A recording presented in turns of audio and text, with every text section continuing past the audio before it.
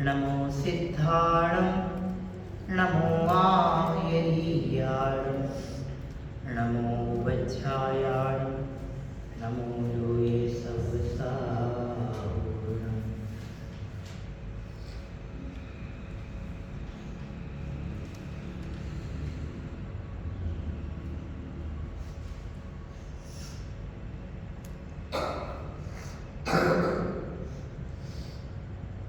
मंगलम भगवान वीरु मंगलम गौतमो गणी मंगलम कुंद कुंदात्यो जय धर्मो मंगलम सर्वमंगल मांगल्यम सर्वकल्याणकारकम प्रधानम सर्वधर्माणां जैनं जयतु शासनं जैनं जयतु शासनं।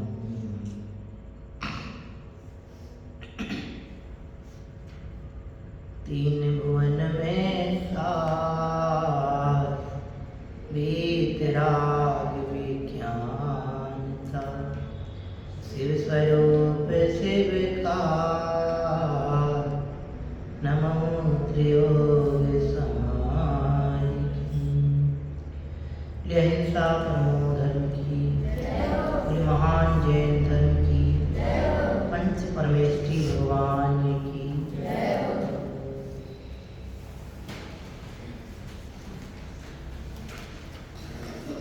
पंडित सरवर दौलत राम जी साहब द्वारा विरचित विरच श्री छेड़ाला जी हमारे समक्ष विराजमान हैं। छेड़ाला जी की दूसरी ढाल के आधार से अपना स्वाध्याय क्रम चल रहा है। सम्यक श्रुत का अभ्यास ही हमारे लिए लाभदायक है। मिथ्या शास्त्रों का अभ्यास करना कराना ये गृहीत मिथ्या ज्ञान का पोषण है। इससे गृहीत मिथ्या ज्ञान ही हमारा पोषण को प्राप्त होता है और वह गृहीत मिथ्या ज्ञान कहो या ज्ञान कहो वह ही हमारे दुख का कारण है। सर्व दुखों के मूल में अज्ञान ही है। अज्ञान से ही दुख होता है और अज्ञान के निवारण से अर्थात सम्यक ज्ञान से सुख होता है। जिन्हें सुखी होना है वे बुद्धिपूर्वक सम्यक श्रुत के अभ्यास में प्रवृत्त हैं, क्योंकि इस काल में एकमात्र वीतराग भगवान की वाणी जो सम्यक श्रुत के रूप में उपलब्ध है वह ही हमारे दुख को दूर करने में समर्थ है। इसलिए हम सबको बुद्धिपूर्वक सत्शास्त्रों के अभ्यास में प्रवर्तना चाहिए। इसके अलावा दूसरा कोई साधन हमारे लिए नहीं है। तो गृहीत मिथ्या ज्ञान की चर्चा हमने विगत छंद में पढ़ी थी। आज गृहीत मिथ्याचार का लक्षण हम यहाँ से पढ़ेंगे। हम छंद क्रमांक 14 यहाँ से पढ़ रहे हैं, जिसमें पंडित साहब गृहीत मिथ्या चारित्र का लक्षण बता रहे हैं। चारित्र का सामान्य अर्थ है आचरण। चारित्र अर्थात आचरण, मिथ्या अर्थात झूठा, असत्य अर्थ। जैसा आगम में कहा है उसके विपरीत जितना भी हमारा आचरण है वो मिथ्याचारित्र नाम पाता है। बात है गृहीत मिथ्याचारित्र की, तो गृहीत मतलब जो वर्तमान में ग्रहण किया जा रहा है। मिथ्या यानी झूठा, चारित्र यानी चारित्र। उसको यहाँ पे गृहीत मिथ्याचारित्र कहा है। गृहीत मिथ्याचारित्र की चर्चा करते हुए छंद लेते हैं। छंद आप सभी अपनी पुस्तक में देखेंगे, मैं पढ़ता हूँ, उसके उपरांत आप सभी पढ़ेंगे। जो ख्याति लाभ पूजा चाह धरि करन विविध विध देरा।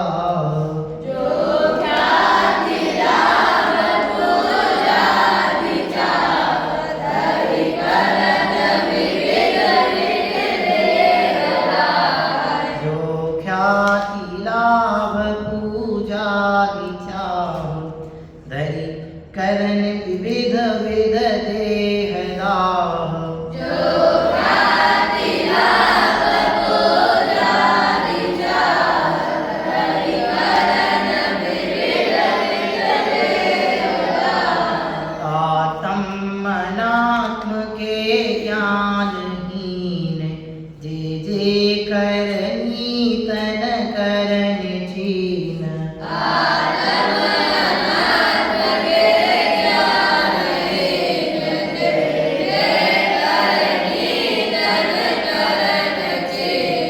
आत्म अनात्म के ज्ञानहीन, जे जे करनी तन करन छीन।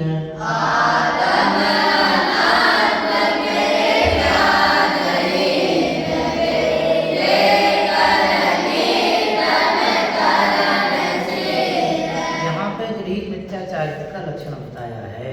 क्या लिख रहे हैं? आत्म अनात्म की ज्ञानहीन। आत्मा और अनात्मा। आत्मा किसे कहते हैं? आत्मा की डेफिनेशन आप सबने पढ़ रखी है। ज्ञान स्वभावी जीव तत्व को आत्मा कहते हैं। बराबर? यही परिभाषा पढ़ी सब। आत्मा किसे कहते हैं? ज्ञान स्वभावी जीव तत्व को आत्मा कहते हैं। तो फिर अनात्मा किसे कहते हैं? कि आत्मा के अलावा जो कुछ भी है वो सब अनात्मा है। क्या कहा? ज्ञान स्वभावी जीव तत्व को आत्मा कहते हैं। और इस ज्ञान स्वभावी जीव तत्व स्वरूप जो आत्मा है, इस आत्मा के अलावा जो कुछ है वो सब अनात्मा है। ये माई आत्मा नहीं है। क्यों नहीं है? क्योंकि इसमें ज्ञान नहीं है। ये चश्मा आत्मा नहीं है। क्यों? क्योंकि इसमें ज्ञान नहीं है। ज्ञानमयी जो तत्व है वह ही आत्मा है। ज्ञान तत्व से रहित, ज्ञान स्वभाव से रहित जो जो भी है वो सब अनात्मा है। अब इसको हम बहुत संक्षेप में समेटते हुए बात कहें तो इन चर्म चक्षुओं को, इन आंखों से हमें दुनिया में जो जो भी दिखाई दे रहा है वो सब अनात्मा है। वो सब अनात्मा है। ये शरीर अनात्मा है। शरीर से जुड़ी हुई संबंधित समस्त वस्तुएं ऐसी हैं अनात्मा। माँ, पिता, परिवार, पुत्री, संपत्ति, मंदिर, भगवान की प्रतिमा, ये सब कैसे हैं? अनात्मा। क्यों? क्योंकि इनमें किसी में ज्ञान, जिनमें ज्ञान है वे आत्मा है। ज्ञान रहित जो भी है वे सब अनात्मा है। क्या लिख रहे? आत्म अनात्म के ज्ञानहीन। आत्मा और अनात्मा के ज्ञानहीन। ज्ञानहीन माने इनके भेद ज्ञान से रहे। आत्मा और अनात्मा इनके ज्ञान से रहित, इनके वेद विज्ञान से रहित, माने और सरल भाषा में कहें तो स्वपर के भेद विज्ञान से रहित होकर के क्या करते हैं?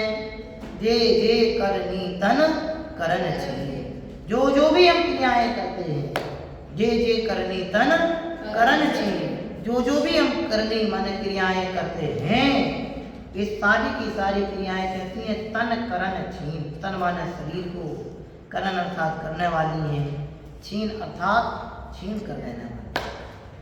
बहुत सरल भाषा में क्या कहें कि भेद ज्ञान से रहित होकर, ऊपर की लाइन में देखो, जो ख्याति लाभ पूजा दी चाहे, जो भेद ज्ञान से रहित होकर ख्याति यानी प्रसिद्धि, लाभ यानी लाभ प्रॉफिट, पूजा यानी यश सम्मान आदि की चाह माने इच्छा करते हैं, और धरी करण विविध विध देह लाह, और अनेक प्रकार की विविध माने अनेक प्रकार की देह दाह, देह को कष्ट देने वाली, देह को जला देने वाली, देह को नष्ट कर देने वाली, देह को छिन्न भिन्न विदीर्ण कर देने वाली क्रियाएं करता है, वे सब क्या है?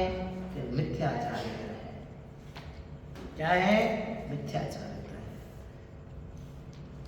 दूसरों को दिखाने के लिए अनेक अनेक प्रकार की क्रियाएं करता है। लोग हमारे शरीर की क्रियाएं देख करके हमें बहुत बड़ा धर्मात्मा मानेंगे, हमें बहुत बड़ा चारित्रवान मानेंगे, इसलिए त्याग करता है। दूसरों को दिखाने के लिए त्याग किया मिथ्याचार की कोटि में चला जाता है। हमारे त्याग को, हमारे व्रत को, हमारे संयम को, हमारे उपवास को देख करके लोग हमें धर्मात्मा कहेंगे, ऐसा मान करके यदि व्रत आदि ग्रहण करता है, संयम अंगीकार करता है, तप अंगीकार करता है, एकासन करता है, उपवास करता है, जितने भी 12 प्रकार के तप गिनाए उनमें से कोई भी करता है तो वो सब का सब किसमें आ जाता है? घृत मिथ्याचारित्र में आ जाता है। चारित्र अपने आत्मशुद्धि के लिए किया जाता है। दुनिया को दिखाने के लिए चारित्र अंगीकार करना घृत मिथ्यात्व है। लोगों को रिझाने के लिए चारित्र को अंगीकार करना घृत मिथ्या दर्शन है, मिथ्याचारित्र है। दुनिया वाले हमारे प्रताप तप आदि को देख करके हमारी प्रशंसा करेंगे, हमें प्रसिद्ध करेंगे, हमारी प्रसिद्धि फैलेगी, लोग हमें श्रेष्ठ मानेंगे, बहुत बड़ा तपस्वी मानेंगे, घृत मिथ्याचारित्र। इसलिए चारित्र का स्वरूप समझना, चारित्र आत्मशुद्धि के लिए अंगीकार किया जाता है। जन्म जन्मांतरों की जो अशुद्धता हमारे अंदर विद्यमान है वो अशुद्धता आत्म स्वभाव के आश्रय से ही दूर होगी, ऐसा समझ करके उस आत्म स्वभाव में लीनता। चारित्र माने क्या? आत्म स्वभाव का श्रद्धान, इसका नाम है सम्यक दर्शन। आत्म स्वभाव का समीचीनपना जानना, इसका नाम है सम्यक ज्ञान। और आत्म स्वभाव में तल्लीनता, आत्म स्वभाव में लीनता, इसका नाम है सम्यक चारित्र। इसके अलावा जितनी वृत्ति है, इसके अलावा जितना जो कुछ भी बनता है वो सब मिथ्या दर्शन, मिथ्या ज्ञान, मिथ्या चारित्र में ज्ञान है। इसलिए आत्म स्वभाव की तल्लीनता के अलावा जितना भी हमारा जो कुछ परिवर्तन बनता है वो सब किसमें चला जाता है? मिथ्याचारित्र में चला जाता है।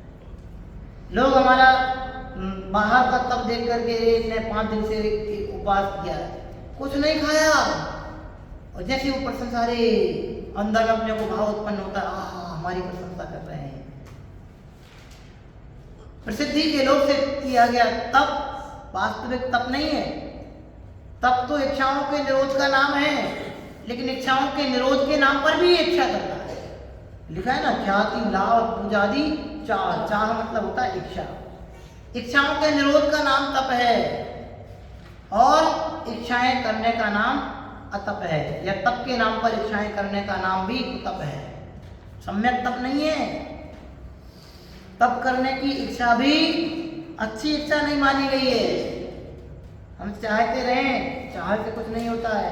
कहते हैं चाह गई चिंता गई, मनुआ बेपरवाह, जाके कछु नहीं चाहिए सो ही शहंशाह। जिसके जरा सी भी इच्छा शेष है वो तपस्वी नहीं है, वो श्रेष्ठ नहीं है। जिनकी इच्छाएं नहीं होती वे श्रेष्ठ हैं। जिनकी इच्छाएं नहीं होती वे श्रेष्ठ हैं। इसलिए यहाँ लिखा है जो ख्याति लाभ पूजा आदि की चाह पूर्वक अनेक प्रकार की बाह्य क्रियाएं करते हैं, आत्म स्वरूप की पहचान के बिना बाहर में अनेक प्रकार की क्रियाएं करते हैं। पंचाग्नि तप करते हैं, बैठ जाएंगे चारों तरफ आग लगा लेंगे और ध्यान करेंगे। ऐसे तप को चारित्र नहीं कहा है, ऐसे तप को सम्यक चारित्र नहीं कहा है। इस सारा का सारा क्या है? मिथ्याचारित्र है। इससे कर्मों की निर्जरा नहीं होती, अपितु और नए कर्मों का बंधन होता है। सम्यक तप से कर्मों की निर्जरा होती है। लिखा है तपसा निर्जरा, तप से निर्जरा होती। तो कौन से तप से निर्जरा होती है? सम्यक तप से निर्जरा होती है। तो सम्यक तप किसे कहा है? स्वरूपे प्रत्पन्नः तपा, आत्म स्वरूप में प्रतिपन्न करना, इसका नाम सम्यक तप है। अपने आत्म स्वभाव में विचरण करना, इसका नाम सम्यक तप है। इसके अलावा जो सब है वो सब क्या है? वो तप है।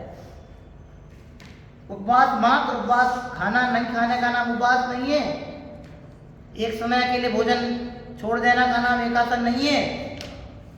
अरे एक समय भोजन छोड़ करके, एक समय शुद्ध सात्विक बिल्कुल अतिचार रहित भोजन ग्रहण करके अपने आत्म स्वरूप का अभ्यास करना, इसका नाम एकासन है। अपने स्वभाव के समीप वास करना, उपवास, आत्म स्वरूप के समीप वास यानी बैठना, उसका नाम, वास यानी निवास, बैठना, उसका नाम है उप यानी समीप। आत्म स्वरूप के समीप बैठना, इसका नाम है उपवास।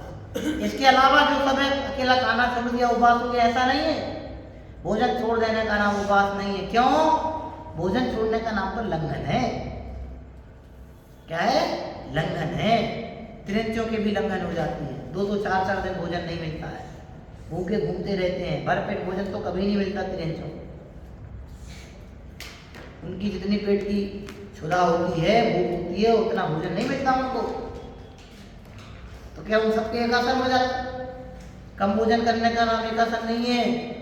शुद्ध सात्विक शुद्धि पूर्वक अतिचार रहित भोजन ग्रहण करते हुए आत्मस्वरूप के अभ्यास का नाम एक आसन है। इसके अलावा जो सब है वो सब इसकी कोटि में चला जाता है। प्रसिद्धि की लालसा लेकर के, सम्मान की लालसा लेकर के, प्रतिष्ठा की इच्छा लेकर के, लोग हमारी प्रशंसा करेंगे ऐसी इच्छा लेकर के तप नहीं करना। क्यों? प्रसिद्धि की चाह लेकर के किया गया तप घृत मिथ्याचार की कोटि में चला जाता है। इसलिए लिखा है जो ख्याति लाभ पूजा चाव धरि करन विविध विध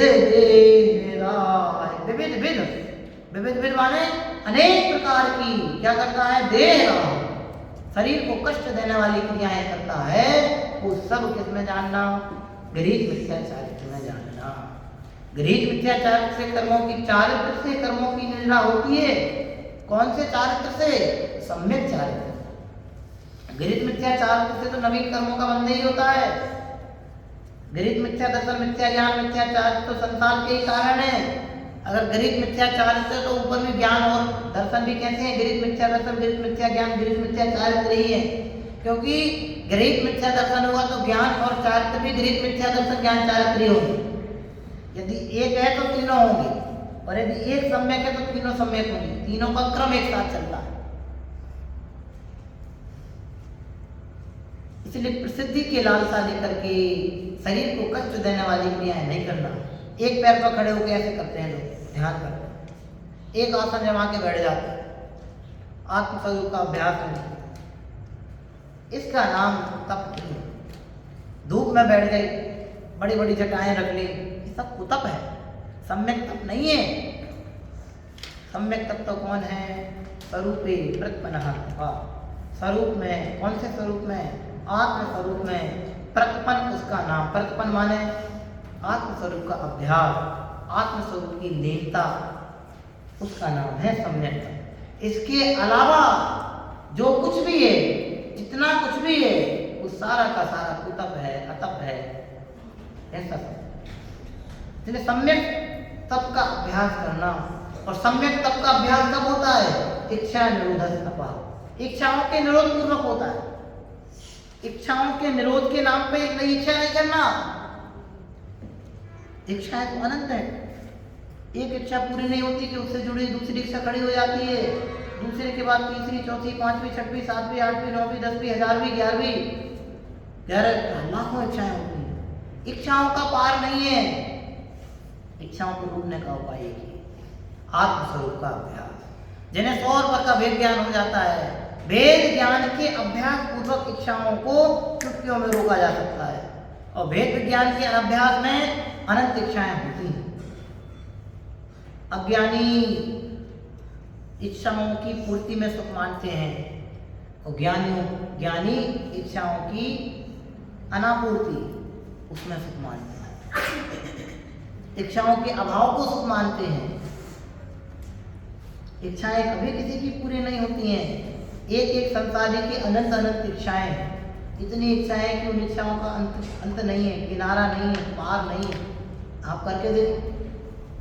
इसलिए भाई, इच्छाओं की पूर्ति में सुख नहीं मानना। इच्छाओं के अभाव का नाम तप। इच्छा निरोध तप। ज्ञानियों की वचन निरर्थक नहीं होते।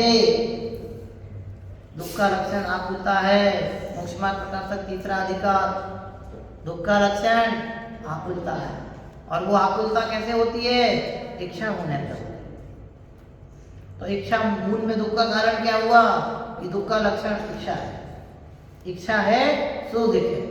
जिनकी इच्छा नहीं है वे सुखी है। अपन बोलते हैं ना, संतोषी सदा सुखी। तो संतोष कब होता है? इच्छाओं के अभाव में। इच्छाओं की पूर्ति में संतोष नहीं होता। क्यों? क्योंकि एक इच्छा पूर्ति होती है तो दूसरी इच्छा तुरंत तत्काल खड़ी हो जाती है, तो वो संतोष नहीं उत्पन्न हो पाता उसकी। इच्छाओं के अभाव में संतोष प्रकट होता है। इसलिए भाई, इच्छाओं की पूर्ति का प्रयास नहीं, इच्छाओं के अभाव का प्रयास करना, इसका नाम पुरुषार्थ है। क्या कहा? इच्छाओं की पूर्ति का नहीं, इच्छाओं के अभाव का प्रयास करना। इच्छाओं की पूर्ति में नहीं, इच्छाओं के अभाव में पुरुषार्थ है। ऐसे पुरुषार्थ से मोक्ष की संसिद्धि होती है, ऐसे सम्यक पुरुषार्थ से मोक्ष की प्राप्ति होती है। इच्छाओं के अभाव के लिए किया गया पुरुषार्थ वो चार्थ की कैटेगरी में आता है, सम्यक चार्थ की कैटेगरी में आता है। इसलिए भैया बहुत सावधानी से सोचना, तप के नाम पे अनर्थ लाभ नहीं करना, यथार्थ प्रकट नहीं करना, प्रवर्तन नहीं करना। खाना पीना छोड़ देने का नाम तप नहीं है, भूखे रह जाने का नाम तप नहीं है, अनेक प्रकार के वेश बना करके एकांत स्थान में बैठ जाने का नाम तप नहीं है। तप कहो या चारित्र कहो, इसका नाम तप नहीं। तप तो क्या है, इसमें लिखा है आत्म अनात्म की ज्ञानहीन। अब इसको सकारात्मक में क्या लेंगे, आत्मा और अनात्मा के भेद विज्ञान सहित 100 पर के भेद विज्ञान पूर्वक जो आत्म स्वरूप में प्रतिपन्न होता है उसका नाम सम्यक चारित्र है। उसके अलावा जो जो भी है वो सब ग्रहित मिथ्याचारित्र समझना। समझ में है ना? पढ़ो जरा एक साथ।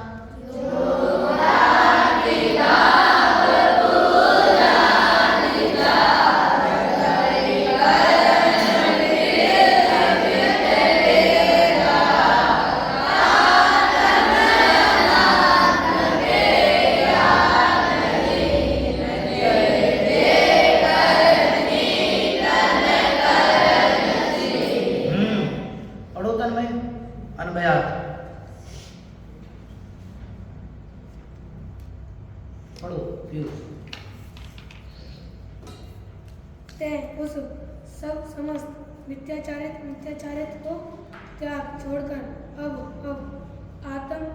आत्मा के हित कल्याण के पंथ मार्ग में। कौन सा पढ़ रहे हो? हम कौन सा पढ़ा रहे? भूल गए? जो ख्याति प्रसिद्धि लाभ तथा पूजादि मान्यता और आदर सम्मान आदि की चार धरी इच्छा करके देना जाए, शरीर को कष्ट देने वाले आत्म अनात्म के आत्मा और परवस्तुओं के ज्ञान नहीं, वेद ज्ञान से रहित तन शरीर को छीन करण करने वाली विविध अनेक प्रकार की चीजें करनी, जो क्रियाएं हैं वे सब मिथ्याचारित। वे सब मिथ्याचारित है। जितने प्रकार की क्रियाएं होती हैं वे सारी की सारी क्रियाएं माने अनेक प्रकार के वेश बना लेते हैं, जंगलों में चले जाते हैं, एकांत में बैठ जाते हैं, नदी किनारे बैठ जाते हैं, पर्वतों पर बैठ जाते हैं, एक आसन लगा के बैठ जाते हैं। समझ में आए ना? आमने सामने आजू बाजू चारों तरफ अग्नि जला के पंचाग्नि तक तपने लगते हैं, सिर पे आग जला के बैठ जाते हैं, ऐसा हाथ रख के बैठ जाते हैं, एक हाथ ऊपर करके बैठ जाते हैं, एक पैर ऊपर करके खड़े हो जाते हैं। समझ में आए ना? ये सारी नाना प्रकार की जितनी भी क्रियाएं होती हैं आत्म स्वरूप के अभ्यास के बिना जितनी भी जैसी क्रियाएं होती हैं वे सारी की सारी क्रियाएं तो तप है, मिथ्याचारित्र है। तो मूल में क्या निकला कि आत्म स्वरूप के प्रवर्तन सहित जो क्रियाएं होती हैं वे ही सम्यक तप है। आत्मस्वरूप की पहचान, आत्मस्वरूप की लीनता, आत्मस्वरूप में रमणता, इसका नाम सम्यक तप है। इसके अलावा जो भी है वो सब मिथ्याचारित्र जान। ठीक है, पढ़ो एक साथ।